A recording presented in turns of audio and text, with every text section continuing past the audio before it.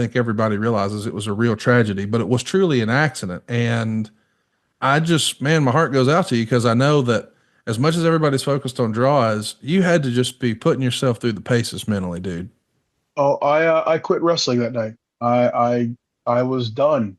I I left the building in Long Island. I was like, I'll never wrestle again. Um, and I remember going home and telling JR, I'm like, I'm retiring. I'm done. I can't do this anymore. I can't even. It's not something you plan on or even envision, but it's something you hold someone else's world in your hands every time you do something. Yes. And he and I had done that running power bomb literally 100 times on the road over 6 months, and he and I watched it back together one time, Really? and yes, and neither of us could figure out what went wrong. It was just and for the world to know, he and I maintained being friends up until his passing. Yes. We were good friends. We talked on the phone all the time. Um, and to his credit, he never held it against me because he came from that football mentality where he could make a tackle and he could be paralyzed. So Yeah. he knew that it's part of playing the game. And um, once again, I'll give credit to Jim Ross. He let me sit at home for a week, and then he started calling me, and he gave me the speech where he's like, "Let's a travesty happened, a career ended. Let's not let two careers end, Yes. and let's make one career work for two." And so from that point forward, I didn't just wrestle for myself. Yes. And I have never, ever, this part I've never said ever anywhere. You got a breaking news exclusive here. If if I am ever fortunate enough to go into the WWF Hall of Fame, I'm only going in if Derek can go with me. Man, what a dude.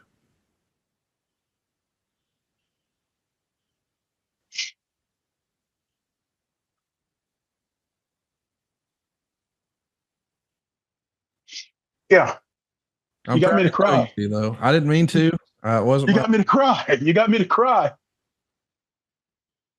I know that critics of wrestling, oh, it's fake, it's baloney, it's blah, blah, blah.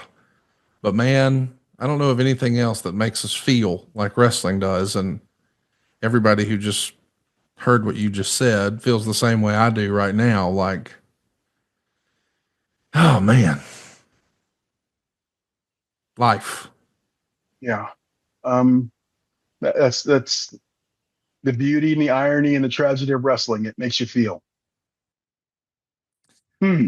I appreciate you sharing that with us, and I for one hope that happens, and I think it should happen, and he certainly deserves to be there, just like you do. I mean, one of the great what could have beens, what if? I mean, he was paired Yeah. with the Road Warriors early on in his career, and a part of that iconic documentary with Vince in his office and beyond the mat, and then it was all cut short, total accident. I gotta Hmm. ask, as painful as I know even thinking about that time is, are guys consoling you? Is there any, I mean, do you seek any sort of counseling after that? Do you have a conversation with Vince or JR? Like this is another tragedy where there's not really a protocol for this. Nothing like this had happened in the WWF before. And so when this happens with a guy who, was a part of this traveling circus family together, and now this happens, like, I can't imagine. There's not a handbook for this. There's no best practice. There's No. It was a combination of all the above. I had talks and conversations with a lot of the boys. I sat and talked with the office for hours, and then I even, on my own, went to a sports psychologist to help my own psyche because, yes, um, and even afterwards, I was never the exact same wrestler yeah, because no matter what, it's always there. Um, but I had to take grips of it and grab a hold of it and hold the anguish down and continue my career. Because if not, I would have never gotten back in the ring, and um, that would have been a shame on many many levels. So you know, through a lot of hard work, I got back out there and went on to have many many more productive years in this crazy industry of pro wrestling. When you said you didn't feel like you were ever quite the same after that, do you mean in terms of your willingness to try things or the way the maneuvers are executed, or are you just dealing with the guilt in your mind, or combination No, of both? I stuck to the things I knew best, Mm, and there was no experimenting with anything or trying out anything new. I stuck to the things I knew best and stayed there because my thought was I'm going to do the 10 things I know how to do and I'll make them so perfect no one ever gets hurt again. right. And that's what I did. And that's the things I focused on, the things I knew how to do better than anything else, and stayed right there in that lane. Um, and I don't think I turned out that bad afterwards. You know, No doubt. I mean, later that same year, they put you with the Godfather, and then in 2000, they put you with your old buddy from the Headbangers, Chaz, yes. and you guys become Lowdown, managed by Tiger Ali Singh. Of all the times you had in the WWF, this is the one where I'm like, what was this? Well, do you look at that period the same way, or what do you think of this? Yeah. So Lowdown came together because Chaz and we've known each other way back to high school. Our high schools actually wrestled each other several times.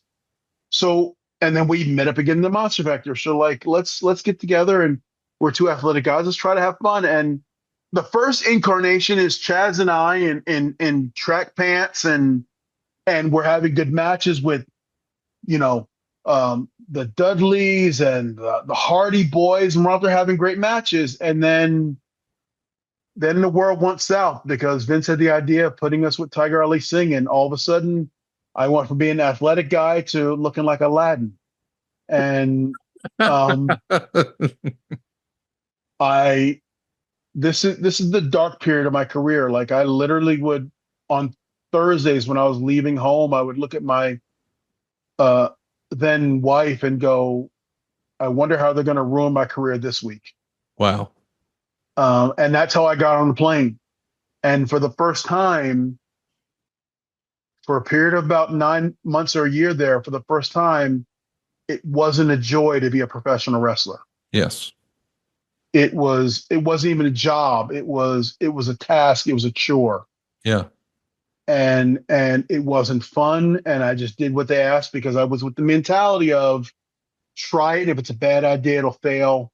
If I It don't was try their it, idea. Yeah. yes. Yeah. So I knew it was going to die on the vine.